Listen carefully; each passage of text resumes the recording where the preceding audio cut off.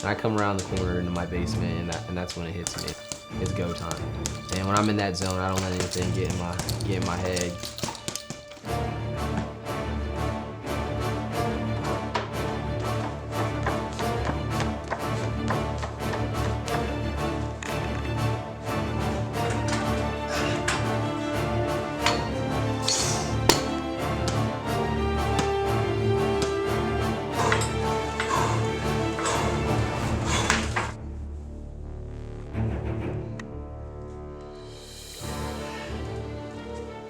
I've always said that the gym is kind of my therapy, and that's where I kind of focus on everything what I'm trying to achieve as far as football goes, and I let loose with everything as far as what I've been through and what I've seen, and I just focus there all my aggression and anger and getting fit.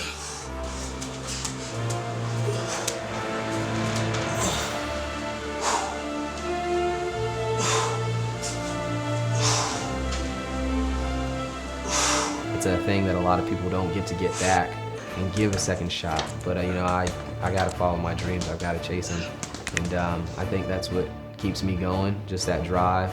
And you know, I'm doing it for a lot of reasons, but I won't stop. So you gotta make it happen.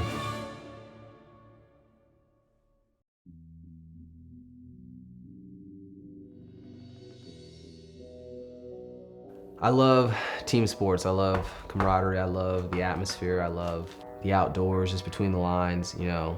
I love the contact of it. When I'm under those lights, you know, when you hear the fans and stuff like that, it's something I want to get back. It's something that I want to feel again. It's been 6 years since Daniel Rodriguez's last game under those lights. 6 years since his senior season at Stafford, Virginia's Brook Point High School. I mean, I was a good football player. I mean, I played wherever they needed me. I did everything from, you know, backup quarterback, running back, wide receiver, safety, corner, anywhere the coach needed me. It's just something I was naturally talented at. But as a person,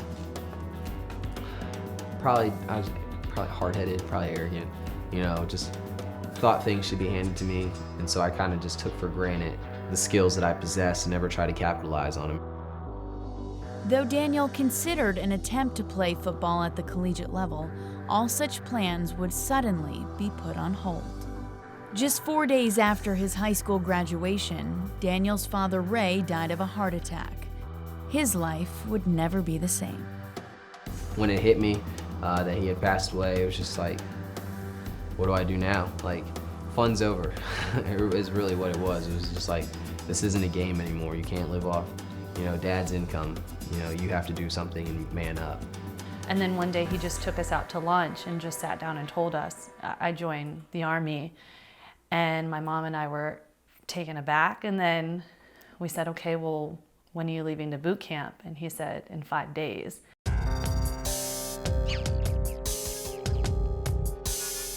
Like his father before him, Daniel enlisted as an infantryman. Within 6 months of joining the Army, he'd been deployed to Iraq, where he spent a year making patrols outside Baghdad, an assignment that entailed daily run-ins with sniper fire and roadside IEDs. After a little over a year stateside, Daniel was deployed for a second tour, this time in Afghanistan. Afghanistan is a whole different story. The mountains were unreal. First off, our base was established at the bottom of 3 mountains. So, you know, it was just one of those things when I stepped foot out and actually saw where we were at and what we were going through and what we were going to be facing. It was just like, here we go. They're not going to let me get out. It'll be an easy ride. I got to fight my way home this time.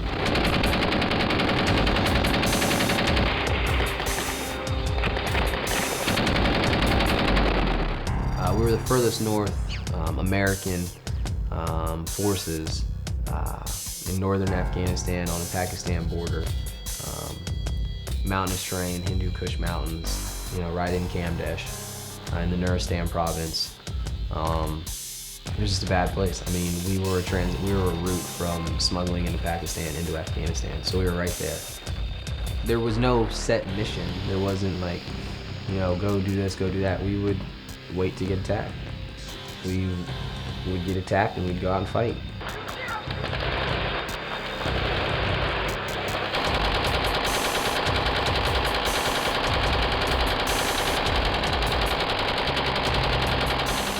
Iraq, we had sporadic gunfire, sniper fire, but nothing full suppressed on Taliban ambush and just hitting you from all sides, and you're just like, you know, holy crap, this is war. Is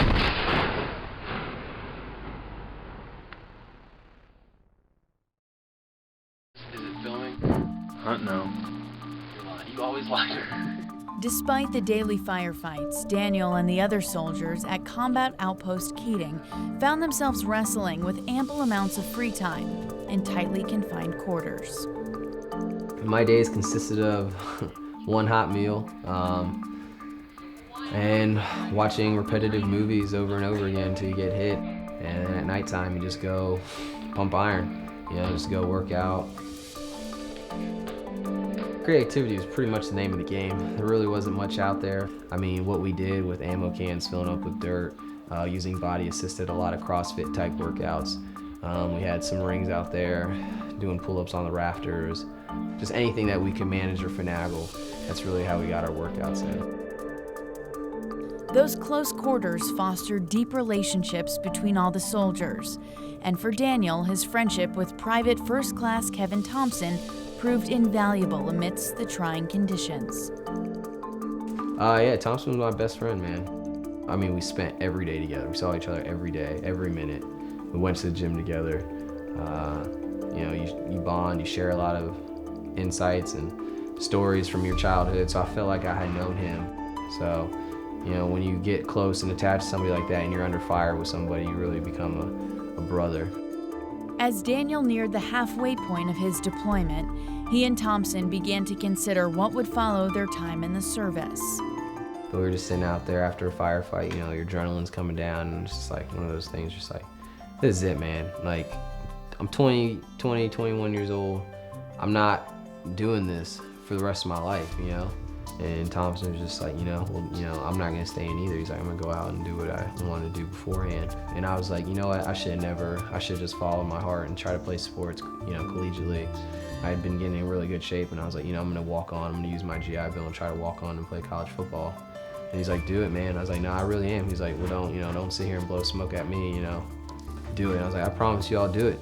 And so I promised him, we promised each other that we were gonna follow our dreams, and mine was to play college football when I got out, and he died a week later.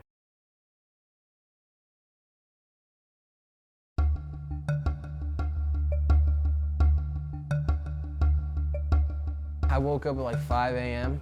and just went down and used the computer, and like 30 minutes into using the computer, it's like incoming, like pow, rocket hits, pow, another rocket. Great. So I put my vest on. The medic, it was in the medic station where the computer was at. The medics come out. I was like, hey, wish me luck, man. Just joking around, no idea how bad it was about to become. Charge my 9mm, just take off running. I come around the corner, and then the next thing I know is just muzzle flash all in the mount. Like, I'm just looking up, and there's just muzzle flash, and I'm like dodging, like just running back and forth. And since we're at the bottom, it just looked like popcorn, like just popping everywhere. I was getting hit in the leg with rocks from the bullets. And I just kept zigzagging, and then I just was like, screw it. I just started shooting my 9mm into the mountains. Anytime I'd see muzzle flash come at me, all I had was a pistol, but I was shooting back, better than nothing. As soon as I get to the top to my fighting position, I just get on the machine gun, and Thompson's coming out. We made eye contact, just like, he's like, holy crap, this is real, we're getting hit pretty hard. And he came out around me, and he's like pointing at RPG Rock where some Taliban guys are coming down. I just remember looking at him, pointing, and then boom, just his knees buckle. I could see his weapon drop, and he's done. He got hit. He was dead before he hit the ground. He fell right by my feet. So I just unloaded. I just started spraying at all those guys. And then once I ran out of ammo, I ran in. I was like, hey, Thompson's hit. I'm trying to drag his body in, but I couldn't. I was just getting hit with RPGs. I got shrapnel in my legs, trying to pull his body in. And I got hit again in the neck. And then finally, I couldn't even move him. You just couldn't do anything about it. And couldn't do nothing for him. He was already dead. So it was at that point, it was just survival. It was kill or be killed. So I had to just keep going and keep fighting.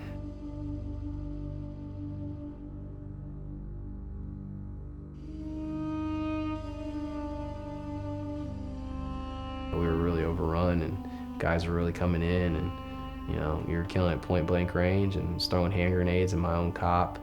Anything that had a bullet shot out of it, I shot it. everything. Claymores were trying to set off. I couldn't get over the fact that they killed my best friend. I didn't give a crap at that point. I didn't care. I didn't care what happened to me. I didn't care. I was just gonna go out there and fight.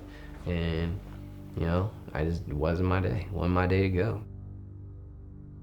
The Battle of Kamdesh remains one of the bloodiest of Operation Enduring Freedom.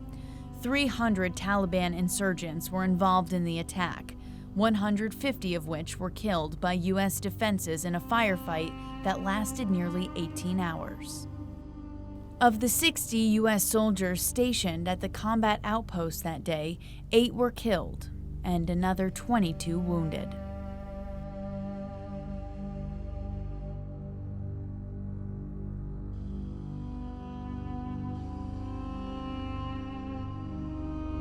Incoming fire and shrapnel left Daniel with injuries to his neck, shoulder, and both legs.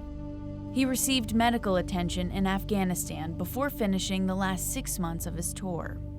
For his bravery, Daniel was awarded the Bronze Star for Valor and a Purple Heart.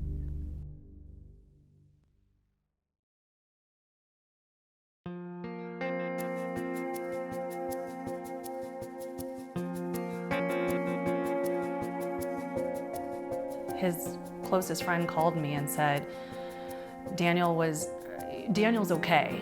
And I didn't know what he was talking about. And then maybe about an hour later, Daniel called, and he just sounded like death. I heard the grieving, in his voice.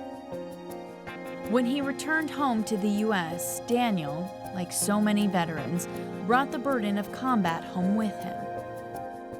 He didn't sleep in his room because it was confined, so he slept on the couch, and little noises would set him off. I remember one time we were walking to the park and a kid was set off a firework and he just dropped to the ground.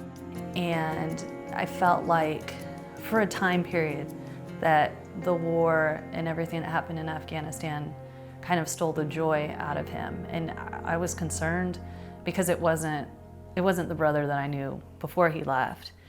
And then just one day, he was just like, I'm gonna do this. I'm gonna start playing college football. I'm gonna start training for it. So began Daniel's basement workouts and the transition back to civilian life. His first step, to enroll at a local community college. I headed to my class at Germanna Community College. I have 2 classes back to back. It's a day in the life, right?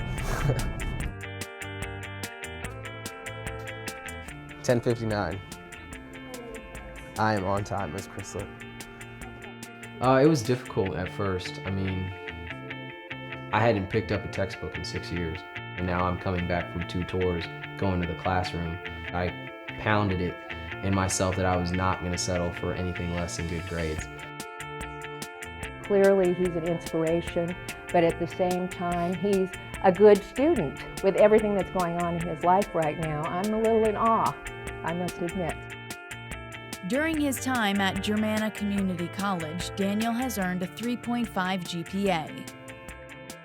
It's been difficult for the first year, but I've gotten over it. I've gotten a great relationship with my teachers and some friends and stuff like that I've made. So it's been very helpful, and now it's an awesome feeling knowing that I'm going to class and achieving that degree that I've wanted to do.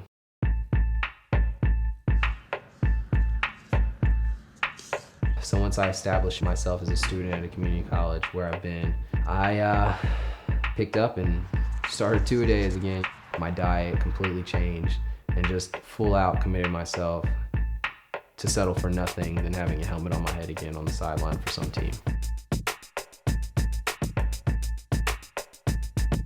All right, we are at East Coast Strength and Power. This is usually my second workout of the day.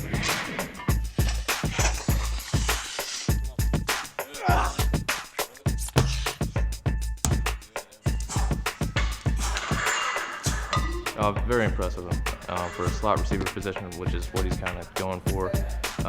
He's going to have to be quick, not necessarily fast in the 40, and he's naturally very, very quick, agile. Hips are very, very explosive, and that's all going to benefit him.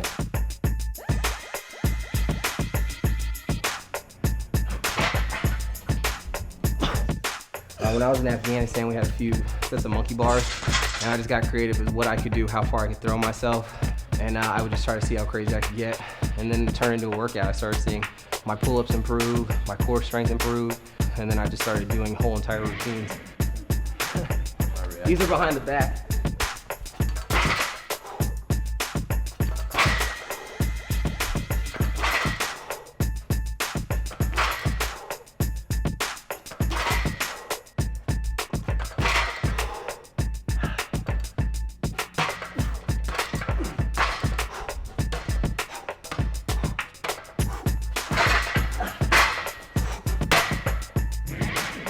Pretty smoker, man. Your shoulders get smoked. You're engaging your core and abs.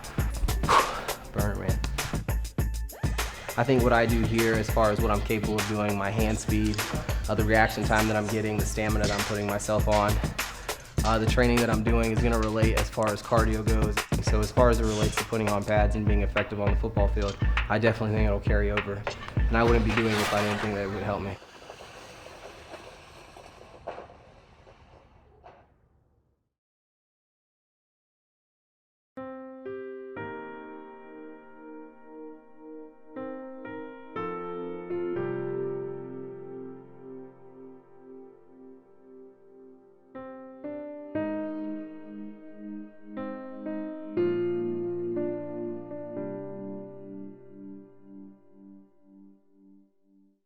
I'm going to be visiting my buddy Stephen. He's buried here. Mace.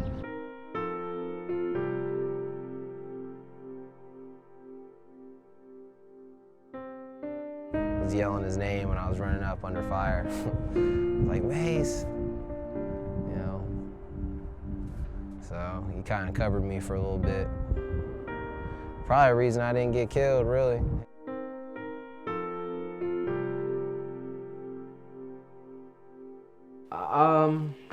You know, it's like, I don't know, you know, it's just kind of, man,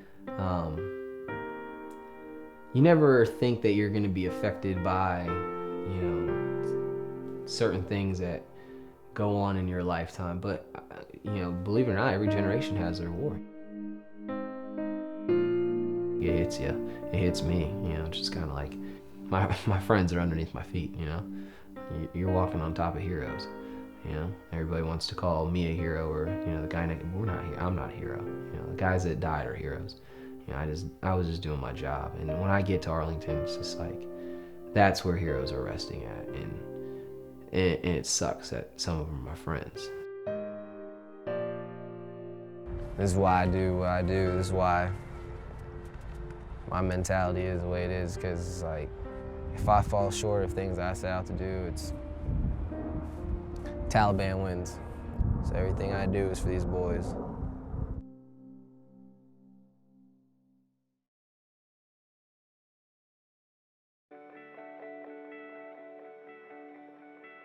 News of Daniel's pursuit began to attract attention from several football programs in the early part of 2012. Subsequent campus visits eventually led to the offer Rodriguez had been dreaming of. Clemson was like, you know, hey, we'll take a shot at you. And so I came down there, met with Coach Dabo. I mean, he's just somebody I want to play for. You know, he's going to give me an opportunity. He's going to give me a shot. I can't wait. I really can't. So I'm really looking forward to everything, and hopefully everything works out, because, man, coming down that hill would just be a feeling that I don't know if words would be able to describe it. I don't ever take my bracelet off. It's got all their names on it and the day they were killed. I'm always gonna have them with me. So I think that first game, if I get that opportunity to run down that hill at Clemson, man, they're gonna be taped up on my wrist. So I'm gonna have them out there with me and share it with them. It would be incredible. Just to know that he's worked so hard and the things that he's had to overcome, and to know how much he's put into it, it would be awesome, because it's been such a long journey for him. I know that if it all comes to a crashing end, there's not a moment that I didn't spend in this path, in this journey, that I didn't give it everything I had. I'm not gonna look back 10 years from now and say, what if? like I should have tried. You know, I should have tried it. Go out there and play football when I was still young and had fresh legs. No, that's not ever gonna happen to me. I will never look back and say I should have done it. No, I'm gonna do it.